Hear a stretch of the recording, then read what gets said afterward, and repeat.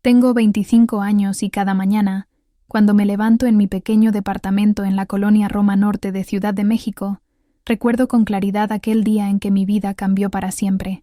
Era una mañana de febrero del 2014. El aire frío de la capital se colaba por las ventanas mal selladas de nuestra casa en Naucalpan, y yo acababa de cumplir 15 años. Mi nombre es Sofía Mendoza Ruiz, y esta es la historia de cómo me convertí en la hija que tuvo que sacrificar su juventud, mientras mi hermana Valeria vivía la vida que yo siempre soñé tener. Recuerdo perfectamente esa mañana porque fue la primera vez que vi a mi padre, Hernán, con esa expresión de determinación mezclada con culpa que más tarde aprendí a reconocer. Estaba sentado en la mesa de la cocina, con sus manos callosas entrelazadas alrededor de una taza de café de olla que mi madre, Carmen, había preparado antes de irse a trabajar como empleada doméstica en Las Lomas. La casa donde crecimos era típica de la clase trabajadora mexicana de los años 90. 2 recámaras, un baño, una cocina pequeña con estufa de gas y un patio trasero donde mi madre colgaba la ropa. Las paredes estaban pintadas de un color verde menta que se había desvanecido con los años, y el piso de mosaico tenía grietas que mi padre había reparado varias veces con cemento blanco que nunca quedaba del mismo color. En esa cocina, con el olor a frijoles refritos y tortillas recién hechas impregnando el aire, mi padre me cambió la vida con una sola frase: Sofía, necesitas conseguir trabajo. La situación está muy difícil. Tenía 15 años. Acababa de terminar la secundaria y soñaba con estudiar la preparatoria, tal vez incluso llegar a la universidad. Había visto en las telenovelas a chicas de mi edad que se preocupaban por los exámenes, los novios y qué ropa usar para las fiestas. Pero yo vivía en una realidad diferente. Mi hermana Valeria tenía 18 años y estaba en su primer año de universidad, estudiando psicología en una escuela privada de Polanco. Mientras yo recibía la noticia de que debía trabajar, ella dormía hasta las 10 de la mañana en la recámara que compartíamos, rodeada de libros caros y ropa de marca que mis padres de alguna manera lograban comprarle. ¿Por qué yo y no Valeria?, pregunté, aunque en el fondo ya conocía la respuesta. Mi padre se removió incómodo en su silla de plástico. Sus ojos, del mismo color café que los míos, evitaron mi mirada mientras tomaba un sorbo de café. Valeria está estudiando. Tú ya terminaste la secundaria. Pero yo también quiero estudiar la preparatoria. No hay dinero para las dos. Además, Valeria siempre ha sido más aplicada para los estudios. Esa fue la primera mentira que mi padre me dijo, pero no sería la última. Valeria no era más aplicada que yo, simplemente era la favorita. Desde pequeñas, había una diferencia en el trato que recibíamos. Valeria era la bonita, la carismática, la que heredó los ojos verdes de mi abuela paterna y el cabello rizado que parecía siempre estar perfectamente peinado. Yo era la responsable, la seria, la que desde los 8 años ayudaba con las tareas del hogar sin que nadie me lo pidiera. La diferencia entre Valeria y yo se había hecho evidente desde que éramos niñas. Recuerdo vívidamente cuando ambas queríamos aprender a tocar piano. Mis padres inscribieron a Valeria en clases particulares con una maestra que cobraba 300 pesos por sesión, mientras que a mí me dijeron que podía aprender viendo videos en YouTube. Cuando Valeria se aburrió del piano después de 6 meses y dejó de ir a las clases, mis padres no me ofrecieron tomar su lugar. Simplemente dijeron que ya habían gastado suficiente dinero en eso.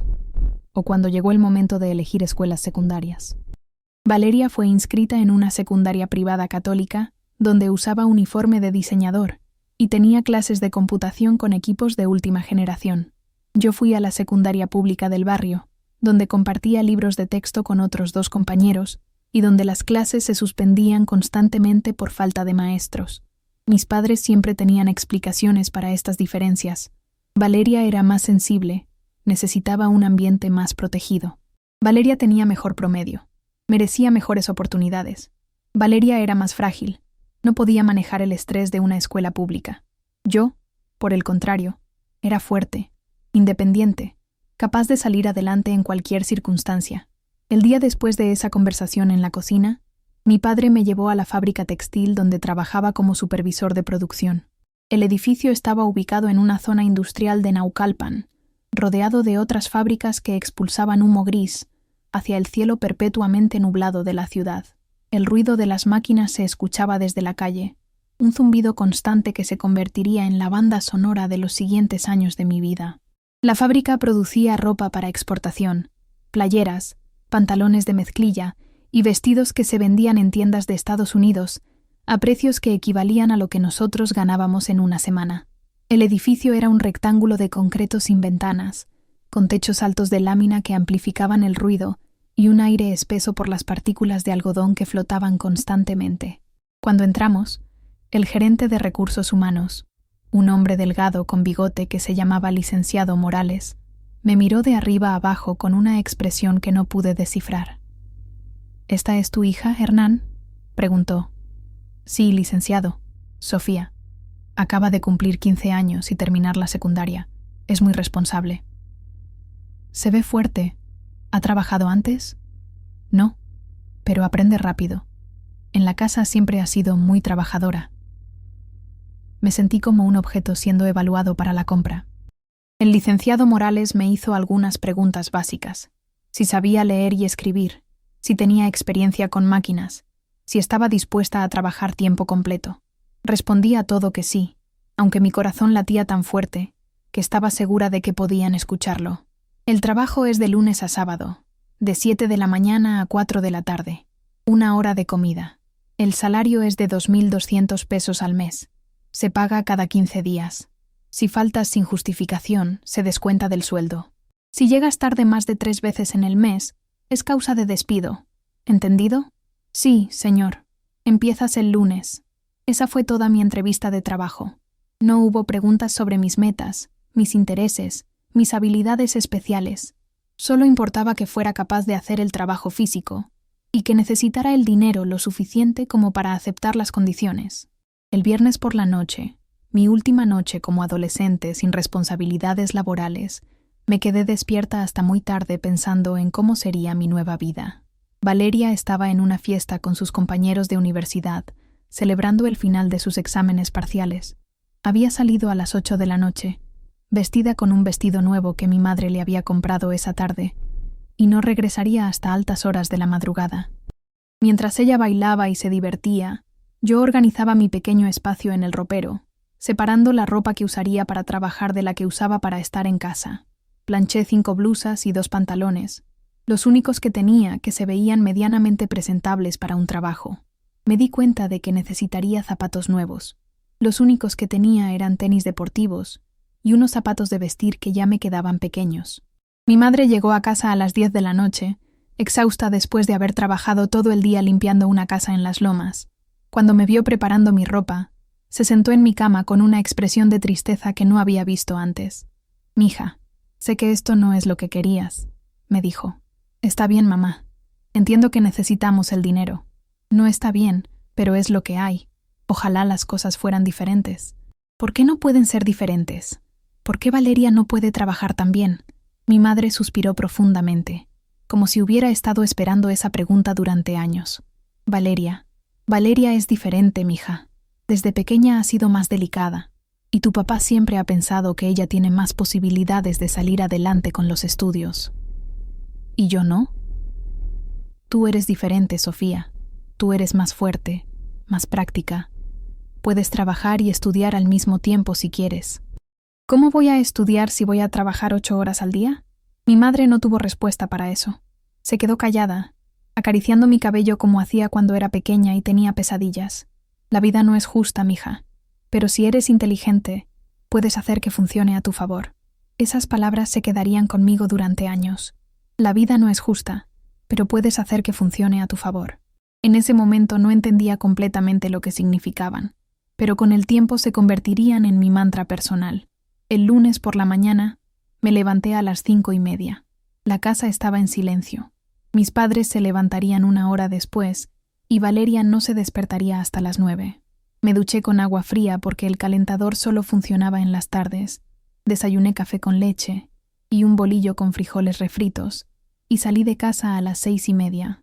La caminata hasta la parada del autobús duraba 15 minutos, por calles que conocía desde niña, pero que ahora veía con ojos diferentes. Ya no era una estudiante caminando hacia la escuela, era una trabajadora dirigiéndose a su empleo. Esa diferencia se sentía inmensa, como si hubiera cruzado una línea invisible que me separaba para siempre de la adolescencia despreocupada. El autobús estaba lleno de trabajadores como yo, gente que se levantaba antes del amanecer para llegar a tiempo a empleos que les permitían sobrevivir, pero no prosperar. Había mujeres con uniformes de empleadas domésticas, hombres con overoles de mecánicos, jóvenes con credenciales de empleados de tiendas. Todos teníamos algo en común: la expresión de resignación mezclada con determinación de quien sabe que no tiene otra opción.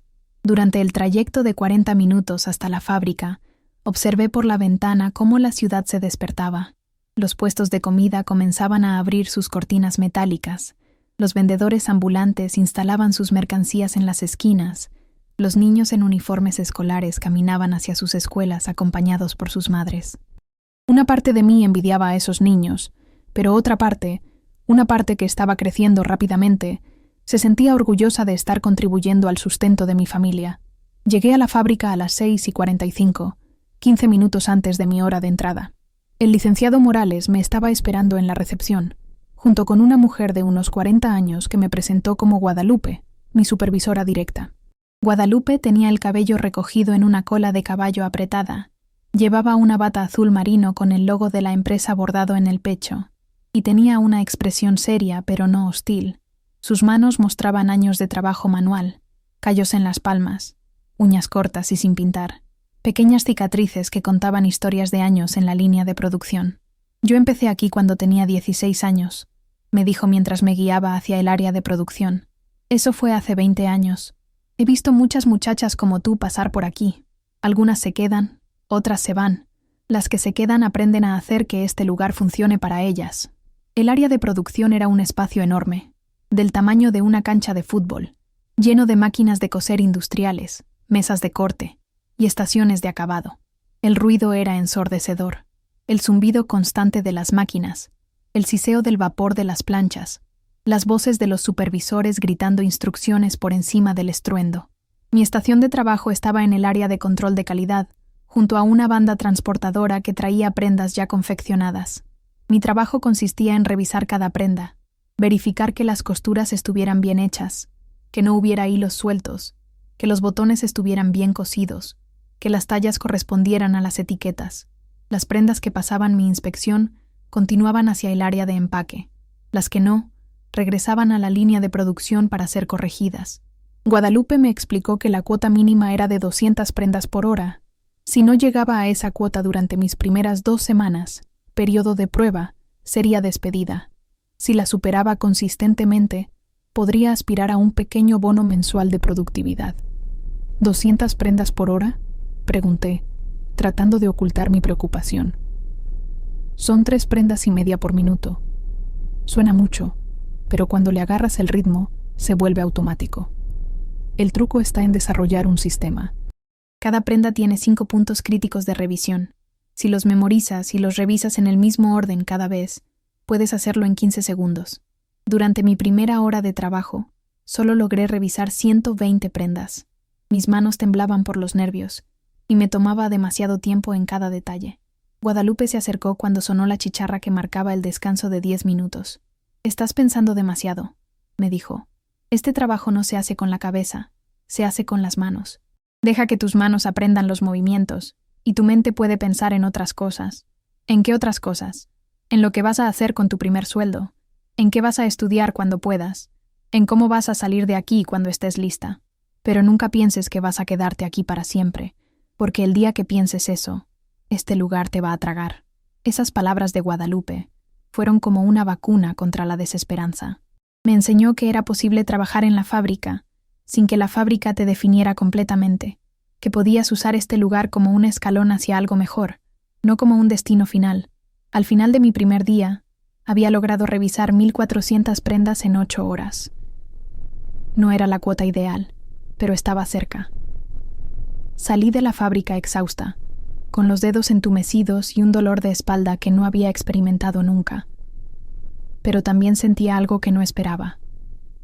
Una pequeña sensación de logro. Durante el viaje de regreso a casa, pensé en todo lo que había aprendido en un solo día. Había aprendido que mi cuerpo era más resistente de lo que creía, que podía concentrarme en una tarea repetitiva durante horas sin perder la cordura, que había personas como Guadalupe que habían convertido trabajos difíciles en oportunidades de crecimiento personal. Pero también había aprendido algo más doloroso, que mientras yo había pasado 8 horas trabajando en condiciones difíciles, Valeria había pasado el día en la universidad, asistiendo a clases en aulas con aire acondicionado, discutiendo teorías psicológicas con profesores que la trataban como una intelectual en formación. Esa primera semana en la fábrica fue una montaña rusa emocional. Cada día era físicamente agotador, pero también cada día superaba un poco más mi cuota de productividad. Al final de la semana, ya estaba revisando 210 prendas por hora consistentemente. Mis compañeros de trabajo comenzaron a aceptarme como parte del equipo. Estaba Roberto, un hombre de 40 años que operaba una de las máquinas de coser más complicadas y que enviaba la mitad de su sueldo a su familia en Oaxaca. María, una madre soltera de 23 años, que trabajaba en el turno de día para poder cuidar a su hijo de 5 años en las tardes. Don Esteban, un señor de 58 años que había trabajado en fábricas textiles durante toda su vida adulta y que conocía todos los trucos para hacer el trabajo más eficiente. Estos compañeros se convirtieron en mi segunda familia, y en muchos aspectos, en una familia más comprensiva que la que tenía en casa.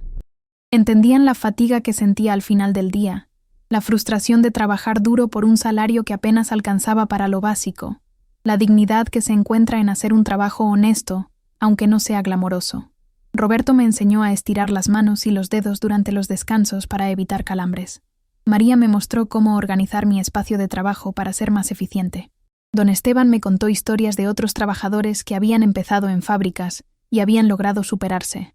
Algunos habían abierto sus propios talleres, otros habían estudiado por las noches y se habían convertido en supervisores o gerentes. El secreto, me dijo don Esteban durante un almuerzo, es nunca perder de vista que esto es temporal. Puedes estar aquí 5 años, 10 años, pero siempre con un plan para salir adelante. Mientras tanto, en casa, la dinámica familiar había cambiado sutilmente. Ahora yo contribuía con dinero al hogar, lo que me daba una nueva posición en las decisiones familiares, aunque no necesariamente más poder. Mis padres consultaban conmigo sobre gastos importantes, pero siempre como una formalidad más que como una verdadera solicitud de opinión. Valeria, por su parte, parecía no darse cuenta de que su estilo de vida universitario se financiaba parcialmente con mi trabajo. Seguía pidiendo dinero para libros, para materiales de sus proyectos, para salidas con sus amigas, y mis padres seguían dándoselo, ahora con la tranquilidad de saber que mi sueldo ayudaba a equilibrar el presupuesto familiar.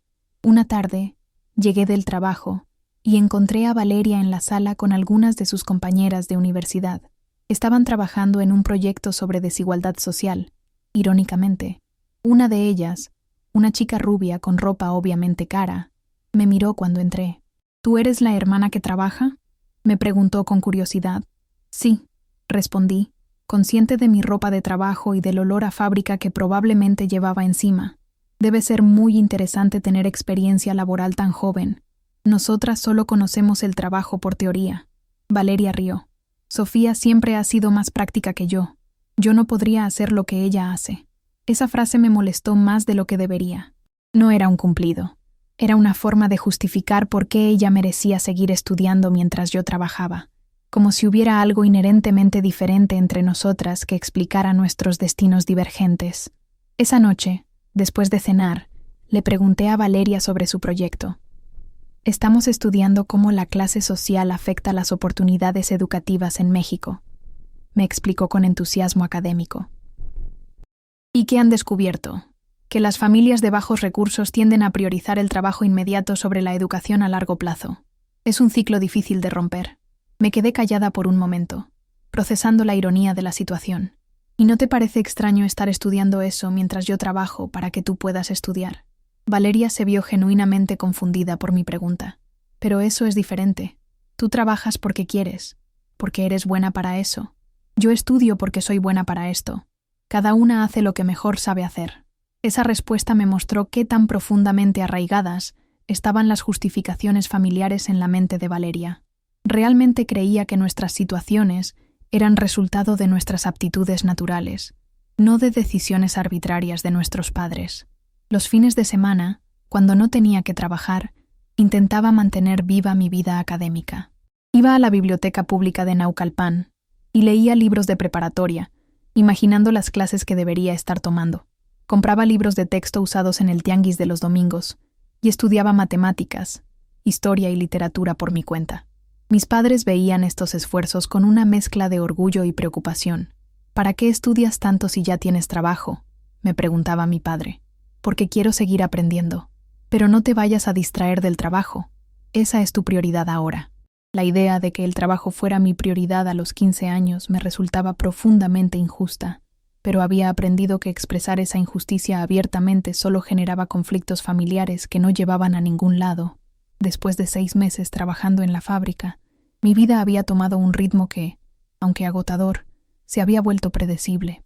Me levantaba a las 5:30, llegaba al trabajo a las 7, revisaba mi cuota de prendas, regresaba a casa a las 5 de la tarde, cenaba, estudiaba un poco por mi cuenta y me dormía a las 10. Los sábados trabajaba hasta las 2 de la tarde y los domingos eran mi único día completamente libre. Había desarrollado callos en las yemas de los dedos por manipular tantas telas y mis manos se habían vuelto increíblemente ágiles. Podía detectar un hilo suelto o una costura mal hecha con solo tocar la prenda.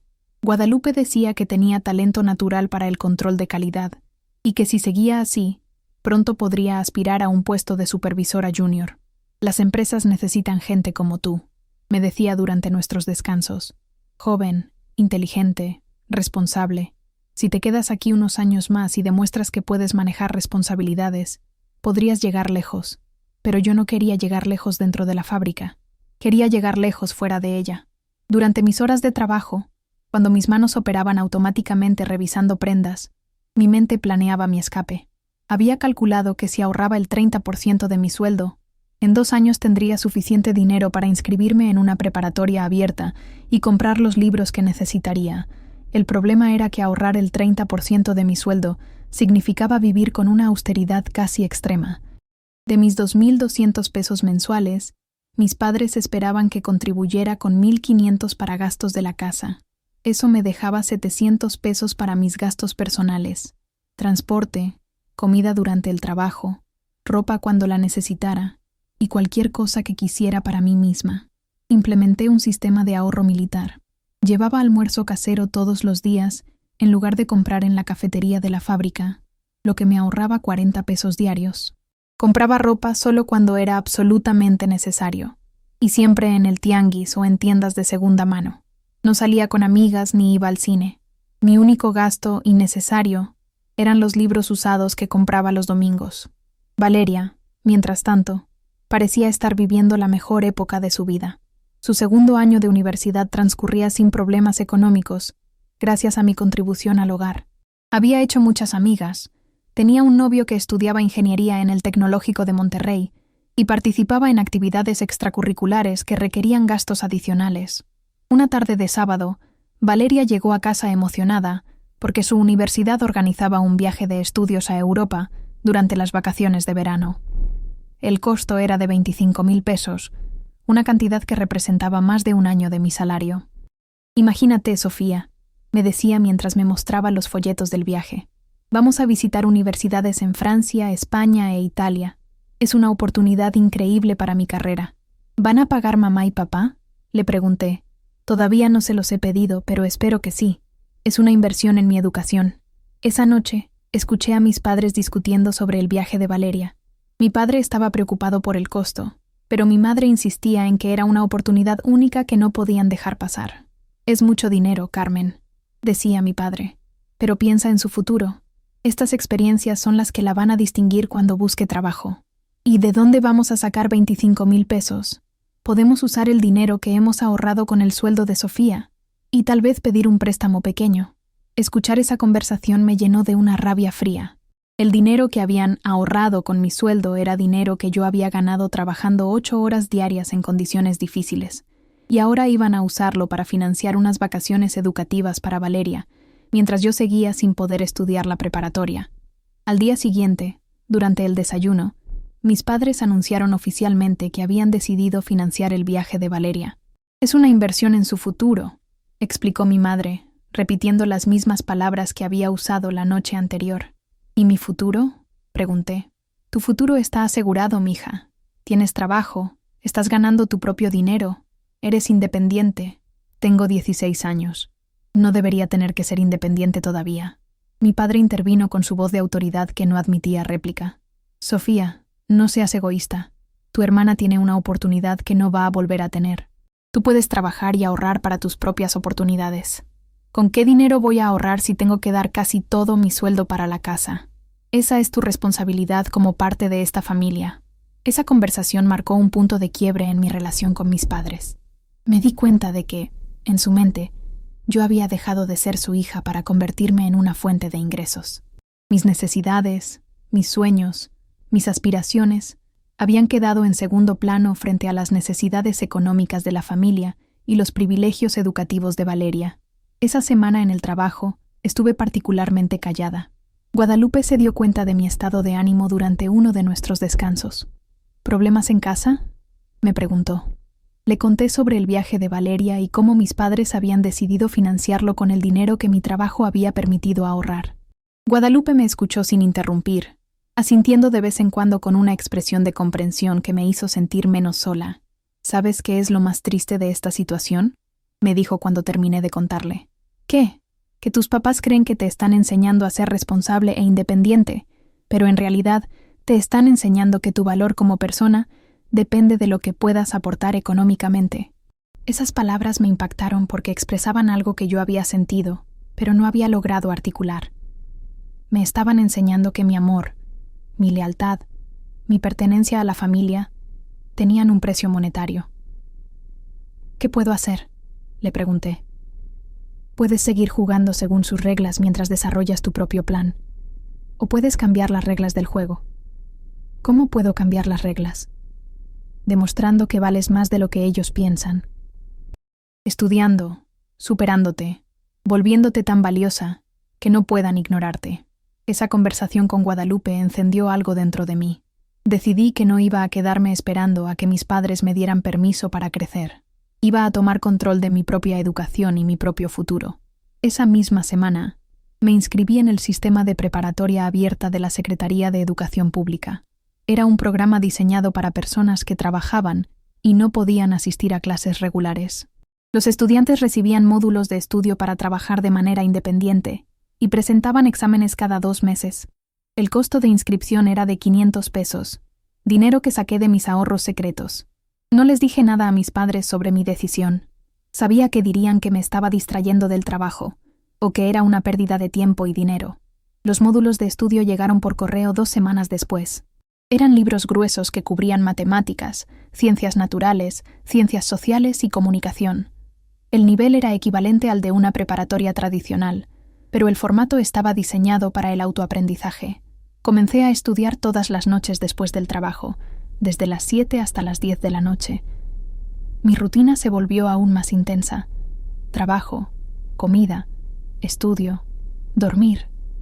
Los fines de semana dedicaba al menos 4 horas al estudio. Valeria notó mis nuevos libros y me preguntó qué estaba haciendo. Estoy estudiando la preparatoria por mi cuenta, le expliqué. ¿En serio? ¿Y papá y mamá saben? No, y no les vas a decir. ¿Por qué no? Porque dirían que me estoy distrayendo del trabajo. Valeria me miró con una expresión que no pude interpretar completamente. Había algo de respeto en sus ojos, pero también algo de culpa. ¿No es muy difícil trabajar y estudiar al mismo tiempo? Sí, es muy difícil, pero es lo que tengo que hacer. Yo no podría hacer eso. Tú nunca has tenido que hacerlo. Esa conversación fue una de las pocas veces que Valeria reconoció, aunque sea indirectamente, que nuestras situaciones eran diferentes y que la mía era más difícil. Los primeros meses estudiando por mi cuenta fueron brutales. Llegaba del trabajo físicamente exhausta, y lo último que quería hacer era abrir un libro de matemáticas o escribir ensayos sobre historia de México. Pero tenía una motivación que me empujaba más allá de la fatiga, la imagen de un futuro diferente. Mientras estudiaba, fantaseaba sobre el día en que tendría mi certificado de preparatoria. Imaginaba la expresión de sorpresa en los rostros de mis padres cuando se dieran cuenta de que había logrado algo que ellos creían imposible. Pero más que eso, imaginaba las puertas que se abrirían para mí con una educación formal. El primer examen fue sobre el módulo de comunicación. Llegué al centro de aplicación un sábado por la mañana, nerviosa, pero preparada. El examen duró 3 horas y cubría temas de literatura, redacción y comprensión de lectura. 2 semanas después, recibí mis resultados por correo. Había aprobado con calificación de 8.5. Fue uno de los momentos de mayor orgullo de mi vida hasta ese punto. Había demostrado, al menos para mí misma, que era capaz de competir académicamente a pesar de mis circunstancias. Mientras tanto, Valeria se preparaba para su viaje a Europa. La casa se llenó de guías turísticas, mapas y listas de cosas que necesitaba comprar para el viaje. Mis padres gastaron otros 5.000 pesos en ropa nueva, maletas y artículos de viaje para ella. La noche antes de su partida, Valeria se acercó a mí mientras yo estudiaba para mi siguiente examen. «Sofía, quiero que sepas que aprecio todo lo que haces por la familia», me dijo. Era la primera vez que reconocía explícitamente mi contribución. «Gracias», respondí, sin levantar la vista de mis libros. «¿Te puedo preguntar algo?» «Claro». «¿Me odias?» La pregunta me tomó por sorpresa. Levanté la vista y la miré directamente. «No te odio, Valeria, pero tampoco entiendo por qué nuestras vidas son tan diferentes. Yo tampoco entiendo completamente. Supongo que papá y mamá siempre pensaron que yo era mejor para los estudios. ¿Y tú qué piensas? Creo que tú eres más fuerte que yo. Yo no podría hacer lo que tú haces. La fortaleza no es algo que naces teniendo. Es algo que desarrollas cuando no tienes otra opción». Valeria se quedó callada por un momento, procesando mis palabras. «Cuando regrese del viaje, quiero ayudarte con tus estudios. Sé que estás estudiando por tu cuenta». Esa oferta me sorprendió, pero también me dio esperanza de que tal vez mi hermana estaba comenzando a entender la injusticia de nuestra situación. «Me gustaría eso», le dije. Valeria se fue a Europa la mañana siguiente. Durante las 3 semanas que estuvo fuera, la casa se sintió extrañamente tranquila. Sin su presencia constante recordándome lo diferentes que eran nuestras vidas, pude concentrarme completamente en mi trabajo y mis estudios. Aproveché esas semanas para adelantar material de estudio y presentar mi segundo examen, esta vez sobre matemáticas. Fue más difícil que el primero, pero logré aprobarlo con calificación de 7.8. También utilicé ese tiempo para tener conversaciones más profundas con mis compañeros de trabajo. Roberto me contó cómo había dejado su pueblo en Oaxaca para buscar mejores oportunidades en la ciudad, enviando dinero a casa para que sus hermanos menores pudieran estudiar. Yo fui el mayor, entonces me tocó sacrificarme por los demás, me explicó. Pero no me arrepiento. 2 de mis hermanos ya son profesionistas, y el más pequeño está estudiando medicina. Su historia me hizo reflexionar sobre mi propia situación. ¿Era yo la mayor emocional de mi familia, la que debía sacrificarse por el bienestar de los otros? ¿O simplemente había sido designada arbitrariamente como la que trabajaría mientras la otra estudiaba? María, por su parte, me habló sobre sus planes de estudiar enfermería en las noches cuando su hijo fuera un poco mayor. No es fácil ser madre soltera y trabajar, pero tampoco es imposible seguir creciendo, me decía. La clave está en no rendirse, en seguir buscando oportunidades aunque sean pequeñas. Don Esteban, que se había convertido en una figura paterna para mí en el trabajo, me dio el consejo más valioso de todos. «Mija, la vida te pone obstáculos, pero también te da herramientas para superarlos. Tu trabajo aquí no es solo para ganar dinero, es para aprender disciplina, resistencia y cómo trabajar con gente diferente. Esas habilidades te van a servir toda la vida, sin importar a dónde llegues». Cuando Valeria regresó de Europa, llegó llena de historias sobre museos, universidades y culturas diferentes. Había tomado cientos de fotos y traía regalos para toda la familia. Para mí trajo una libreta de cuero italiano donde podía escribir mis notas de estudio. «Vi esta libreta en Florencia y pensé en ti», me dijo. «Sé que estás trabajando muy duro en tus estudios». Era un gesto pequeño, pero significativo. Por primera vez, Valeria había pensado en mí y en mis esfuerzos mientras disfrutaba de sus privilegios. Durante las siguientes semanas, Valeria cumplió su promesa de ayudarme con mis estudios. Me explicaba conceptos difíciles de ciencias sociales y me ayudaba a revisar mis ensayos antes de presentar exámenes. Era extraño tenerla como tutora, considerando que ella nunca había tenido que estudiar mientras trabajaba, pero su ayuda era genuina y útil. «¿Sabes qué me impresiona más de ti?», me dijo una noche mientras revisábamos juntas un módulo de historia. «¿Qué?». Que nunca te rindes. Yo creo que si me pusieran en tu situación, me rendiría la primera semana. No te rendirías. Encontrarías la manera de adaptarte, como todo el mundo. No sé. Yo siempre he tenido las cosas más fáciles. Era la primera vez que Valeria reconocía explícitamente que su vida había sido más fácil que la mía. Ese reconocimiento no cambiaba nuestra situación, pero sí cambiaba la dinámica entre nosotras. A medida que avanzaba en mis estudios de preparatoria, también comencé a destacar más en el trabajo. Guadalupe me había recomendado para un puesto de supervisora junior, que implicaba supervisar a 5 trabajadores nuevos y asegurarme de que cumplieran con sus cuotas de productividad. El ascenso venía con un aumento de 500 pesos mensuales, llevando mi salario a 2,700 pesos. Era un aumento significativo que me permitiría ahorrar más dinero para mis futuros estudios universitarios, pero también significaba más responsabilidades. Ahora, no solo tenía que cumplir con mi propia cuota, sino asegurarme de que mi equipo cumpliera con las suyas. Tenía que capacitar a los trabajadores nuevos, resolver problemas de producción y reportar directamente al licenciado Morales. Mi primer día como supervisora junior fue intimidante. Los 5 trabajadores bajo mi cargo eran todos mayores que yo, incluyendo una señora de 45 años que había trabajado en fábricas textiles durante 20 años. Me miraban con escepticismo, preguntándose si una chica de 17 años podría realmente supervisar su trabajo. Decidí ganarme su respeto a través del ejemplo y la competencia, no de la autoridad. Trabajé junto con ellos. Les enseñé los trucos que había aprendido para ser más eficiente, y nunca les pedí hacer algo que yo no estuviera dispuesta a hacer también. Una de las trabajadoras bajo mi supervisión era Rocío, una mujer de 30 años que había perdido su trabajo anterior, cuando la fábrica donde trabajaba cerró. Tenía 3 hijos, y estaba desesperada por mantener este empleo. «Jefa», me decía, «yo necesito este trabajo. Dígame qué tengo que hacer para no perder». Le enseñé el sistema de revisión que había desarrollado, la ayudé a organizarse mejor, y gradualmente vio su productividad mejorar. Al final de su primer mes, no solo había cumplido con su cuota, sino que la había superado. «Gracias, jefa», me dijo el día que recibió su primer cheque completo. «Usted me salvó». Ese momento me hizo entender algo importante sobre el liderazgo. No se trata de tener poder sobre otros, sino de usar cualquier poder que tengas para ayudar a otros a tener éxito. Mi nuevo rol como supervisora también me dio una perspectiva diferente sobre la fábrica. Comencé a asistir a reuniones de producción donde los gerentes discutían metas, eficiencia y costos. Aprendí sobre cadenas de suministro, control de inventario y gestión de personal. El licenciado Morales notó mi interés en estos aspectos del negocio y comenzó a explicarme conceptos más complejos después de las reuniones. «Tienes instinto para esto, Sofía», me decía. «Deberías considerar estudiar administración de empresas o ingeniería industrial». Era la primera vez que alguien en una posición de autoridad me sugería que tenía potencial para algo más que trabajo manual. Sus palabras plantaron una semilla en mi mente sobre lo que podría estudiar en la universidad.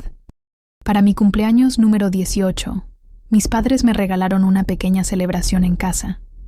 Era modesta comparada con las fiestas que habían organizado para Valeria, pero fue significativa porque reconocía mi transición a la adultez oficial. Valeria me regaló una calculadora científica que necesitaba para mis estudios de matemáticas, y mis padres me dieron 1,000 pesos extra ese mes como regalo de cumpleaños. «Estamos orgullosos de ti, mija», me dijo mi madre durante la cena. «Has demostrado ser muy responsable y madura». Aunque apreciaba el reconocimiento, no pude evitar preguntarme si estarían orgullosos de mí por las razones correctas. ¿Estaban orgullosos porque me había convertido en una buena trabajadora y contribuidora económica, o porque estaba creciendo como persona a pesar de las circunstancias? Después de la cena, Valeria y yo nos sentamos en el patio trasero, mirando las estrellas que apenas se podían ver a través de la contaminación de la ciudad. «¿Alguna vez te arrepientes de haber empezado a trabajar tan joven?», me preguntó. «Todos los días», respondí honestamente. «Pero también me alegro de haber aprendido las cosas que he aprendido». «¿Cómo qué?». «Como que puedo hacer cosas difíciles, como que puedo cuidarme a mí misma, como que no necesito que nadie me resuelva la vida». «Yo no sé si podría cuidarme a mí misma», confesó Valeria. «¿Por qué dices eso?». porque nunca he tenido que hacerlo. Siempre papá y mamá han estado ahí para todo. Esa conversación me hizo darme cuenta de que, aunque yo había perdido años de juventud despreocupada, había ganado algo que Valeria aún no tenía: confianza en mi propia capacidad de sobrevivir y prosperar independientemente. A los 18 años ya había completado la mitad de mis estudios de preparatoria abierta. Mis calificaciones eran consistentemente buenas y había desarrollado excelentes hábitos de estudio a pesar de las circunstancias difíciles. En el trabajo, mi equipo de supervisión habíase convertido en uno de los más productivos de la fábrica. El licenciado Morales me había mencionado la posibilidad de un ascenso a supervisora senior cuando cumpliera 19 años. Pero a pesar de estos éxitos, sabía que mi verdadero objetivo seguía siendo salir de la fábrica. Quería ir a la universidad, obtener un título profesional y construir una carrera que me diera verdaderas oportunidades de crecimiento. El problema era que, incluso con mi aumento de sueldo, ahorrar lo suficiente para la universidad mientras mantenía mis contribuciones al hogar seguía siendo un desafío enorme. Las universidades públicas eran más accesibles económicamente, pero la competencia para entrar era feroz. Las universidades privadas eran más accesibles académicamente, pero prohibitivamente caras. Una noche, mientras calculaba cuánto dinero necesitaría para 4 años de universidad, me di cuenta de que necesitaba cambiar mi estrategia. No podía simplemente ahorrar mi camino hacia la educación superior. Necesitaba encontrar maneras de ganar más dinero o de conseguir becas que redujeran los costos. A los 20 años, mi vida dio un giro inesperado que cambiaría todo para siempre. Llevaba 5 años trabajando en la fábrica. Había completado mis estudios de preparatoria abierta con promedio de 8.7 y acababa de ser promovida a supervisora senior con un salario de 3.500 pesos mensuales. Valeria estaba en su 4º año de universidad, escribiendo su tesis sobre desigualdad de género en el ámbito laboral. La ironía de su tema de investigación no se me escapaba, pero había aprendido a no señalar estas contradicciones familiares. Todo cambió un martes por la mañana cuando el licenciado Morales me llamó a su oficina para una reunión que pensé que sería sobre productividad mensual. En lugar de eso, me presentó una oportunidad que ni siquiera sabía que existía. Sofía, la empresa ha decidido implementar un programa de becas para empleados destacados que quieran estudiar carreras relacionadas con la industria textil, me explicó. Tu nombre está en la lista de candidatos recomendados. La beca cubriría 80% de la colegiatura para estudiar ingeniería industrial en una universidad privada reconocida, con la condición de que trabajara medio tiempo en la fábrica durante mis estudios y me comprometiera a trabajar para la empresa durante 3 años después de graduarme. Era exactamente lo que había estado soñando durante años, una oportunidad real de estudiar la universidad sin sacrificar completamente mis ingresos. Pero también significaba que estaría atada a la fábrica durante al menos 7 años más.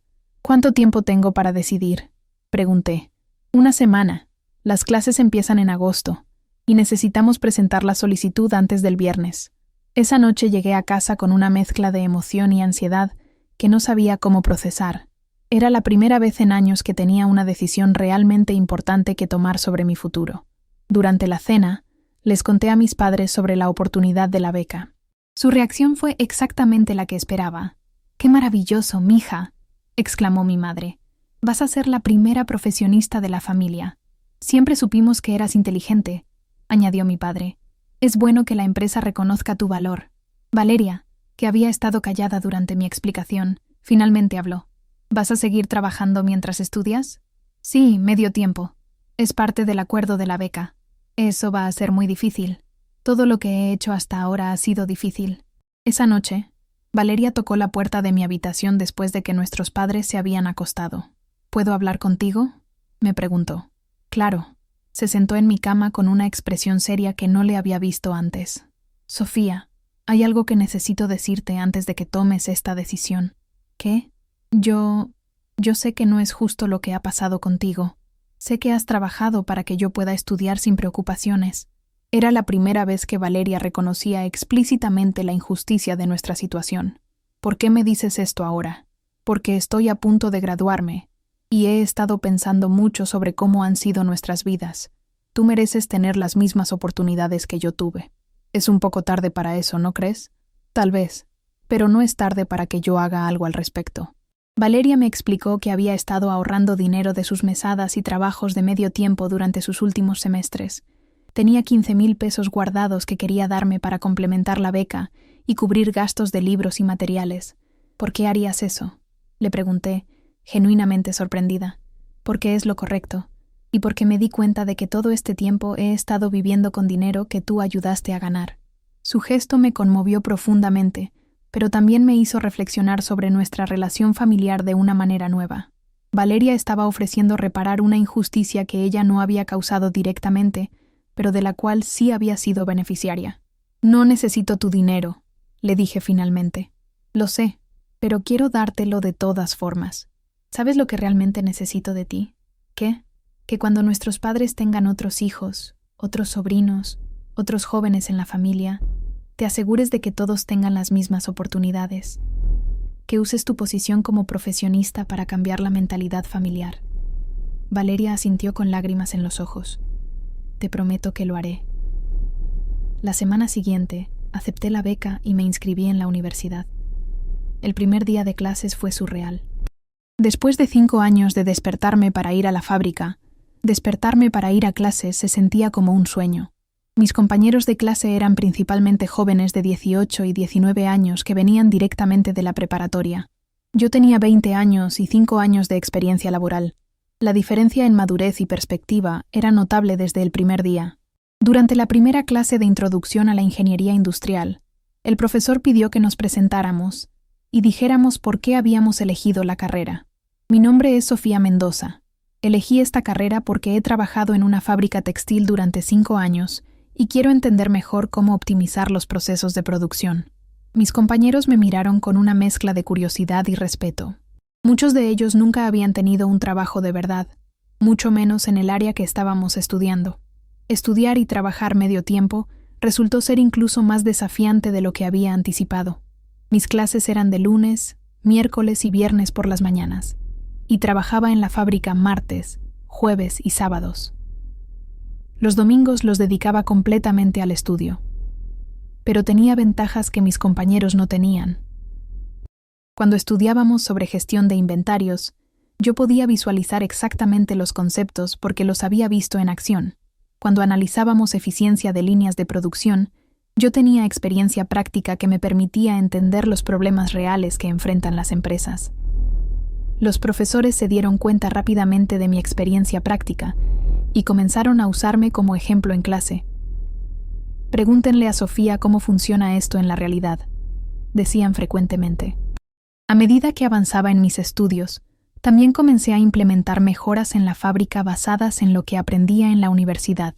Propuse cambios en el layout de las estaciones de trabajo que aumentaron la productividad en un 15%. Desarrollé un sistema de control de calidad más eficiente que redujo los defectos en un 20%. El licenciado Morales estaba impresionado con mis contribuciones y me propuso para participar en un proyecto especial de modernización de la planta. Estás pensando como ingeniera, no solo como supervisora, me dijo. Esto es exactamente lo que esperábamos cuando decidimos invertir en tu educación. Durante mi segundo año de universidad, Valeria se graduó con honores y consiguió trabajo en una empresa de recursos humanos en Polanco. Su salario inicial era de 12,000 pesos mensuales, casi 4 veces lo que yo ganaba cuando empecé a trabajar. El día de su graduación, la familia organizó una gran celebración. Había familiares que no veía desde años, comida especial y muchas fotos. Valeria se veía hermosa en su toga y birrete, sonriendo mientras sostenía su título de licenciada en psicología. Durante la fiesta, varios familiares me preguntaron sobre mis propios estudios. ¿Tú cuándo te gradúas, Sofía?, me preguntaba mi tía Rosa. En 2 años más, si todo sale bien. Qué bueno. Vas a ser ingeniera, ¿verdad? Sí, ingeniera industrial. ¿Y seguirás trabajando en la fábrica? Por ahora sí. Noté que las preguntas sobre mi educación siempre venían acompañadas de referencias a mi trabajo, como si mi identidad profesional estuviera permanentemente atada a la fábrica. Con Valeria, las preguntas eran sobre sus planes futuros, sus ambiciones, las empresas donde podría trabajar. Esa diferencia en las expectativas familiares me hizo reflexionar sobre cómo mi experiencia temprana con el trabajo Había moldeado la percepción que otros tenían de mí, incluso ahora que estaba estudiando para ser profesionista. A los 23 años, me gradué de la universidad con el promedio más alto de mi generación. Mi tesis sobre optimización de procesos en la industria textil fue seleccionada para presentarse en un Congreso Nacional de Ingeniería. El día de mi graduación fue diferente al de Valeria. Era más íntimo, más personal. Mis padres estaban orgullosos, pero había en su orgullo una cualidad diferente. Con Valeria, habían estado orgullosos de haber logrado criar a una profesionista. Conmigo, estaban orgullosos de haber visto cómo me había superado a mí misma. Guadalupe, Roberto, María y don Esteban vinieron a mi graduación. Ver a mis compañeros de trabajo en ese ambiente académico fue emocionante y surrealista. «Mira nomás», me dijo don Esteban. «La niña que llegó aquí a los 15 años ahora es ingeniera». «Y nunca se le olvidó de dónde venía», añadió Guadalupe. Después de graduarme, la empresa me ofreció un puesto como ingeniera de procesos, con un salario de 15,000 pesos mensuales. Era un aumento significativo, pero también significaba comprometerme a trabajar allí durante 3 años más, según mi contrato de beca. Sin embargo, había otra opción. Una empresa multinacional me había ofrecido un puesto con un salario de 25,000 pesos mensuales, pero aceptarlo significaría romper mi contrato con la fábrica textil y pagar de vuelta el costo de la beca. Era la decisión más importante de mi carrera hasta ese momento. Valeria, que ahora tenía 26 años y trabajaba como gerente de recursos humanos, me aconsejó que tomara el trabajo mejor pagado. «Ya cumpliste más que suficiente con esa empresa», me dijo. «Es hora de que pienses en tu propio futuro». Pero yo tenía sentimientos encontrados. La fábrica textil me había dado mi primera oportunidad cuando nadie más lo habría hecho. Me había apoyado con la beca cuando podría haber invertido ese dinero en empleados con más experiencia formal. Al final, decidí honrar mi compromiso y quedarme en la fábrica textil durante los 3 años acordados. Pero negocié condiciones mejores. Un salario de 18,000 pesos mensuales, la oportunidad de liderar proyectos de innovación y la promesa de que después de los 3 años, la empresa me ayudaría a conseguir posiciones en otras compañías si decidía irme. Los siguientes 3 años fueron los más productivos de mi carrera. Lideré la implementación de nuevas tecnologías que aumentaron la eficiencia de la planta en un 30%. Desarrollé programas de capacitación para otros empleados que querían avanzar en sus carreras. Ayudé a establecer un nuevo programa de becas que benefició a 10 trabajadores más. Durante este periodo, Valeria se casó con su novio de la universidad y compraron una casa en una colonia de clase media alta. Yo ahorré suficiente dinero para comprar mi propio departamento pequeño cerca de la fábrica. El contraste en nuestras vidas seguía siendo notable, pero ya no se sentía como una injusticia. Habíamos tomado caminos diferentes, pero ambas habíamos llegado a lugares donde estábamos construyendo nuestros propios futuros. A los 27 años, exactamente 12 años después de haber empezado a trabajar, cumplí mi compromiso con la fábrica textil. La empresa me ofreció una posición permanente como gerente de operaciones, pero decidí que era hora de explorar nuevas oportunidades. Conseguí un trabajo como consultora en mejora de procesos para una firma internacional, con un salario inicial de 35,000 pesos mensuales y la oportunidad de trabajar con empresas en toda América Latina. Mi último día en la fábrica fue emotivo. Guadalupe, que ahora era gerente de producción, organizó una pequeña despedida con todo el equipo. «Vas a hacer grandes cosas», me dijo. «Pero nunca olvides que todo empezó aquí». Tenía razón. Todo había empezado allí, en esa fábrica donde una niña de 15 años había aprendido que el trabajo duro, la determinación y la inteligencia podían superar cualquier circunstancia. Mientras tanto, Valeria acababa de cumplir 27 años y había decidido dejar su trabajo para dedicarse tiempo completo a ser esposa y planificar su maternidad. Era irónico que justo cuando yo estaba alcanzando la independencia económica completa, ella estaba eligiendo depender económicamente de su esposo. No había juicio en esta observación. Simplemente era una reflexión sobre cómo nuestros caminos habían seguido siendo tan diferentes hasta el final. Hoy, a los 25 años narrando esta historia, trabajo como consultora independiente, tengo mi propia empresa pequeña y he logrado una estabilidad económica que habría sido impensable cuando tenía 15 años. Valeria trabaja medio tiempo en recursos humanos mientras cría a su primera hija. ¿Me arrepiento de haber empezado a trabajar tan joven? La respuesta es complicada. Me arrepiento de la injusticia, de la pérdida de años de juventud despreocupada, de haber tenido que asumir responsabilidades adultas cuando aún era una niña, pero no me arrepiento de las lecciones que aprendí, de la fortaleza que desarrollé, de las personas que conocí, o de la perspectiva única que esa experiencia me dio sobre la vida y el trabajo. Lo que sí sé es que cuando tenga mis propios hijos, me aseguraré de que todos tengan las mismas oportunidades, independientemente de cuál sea su lugar en la familia o cuáles sean las circunstancias económicas del momento. Porque después de todo, la justicia no es algo que sucede automáticamente. Es algo que cada generación debe construir conscientemente para la siguiente.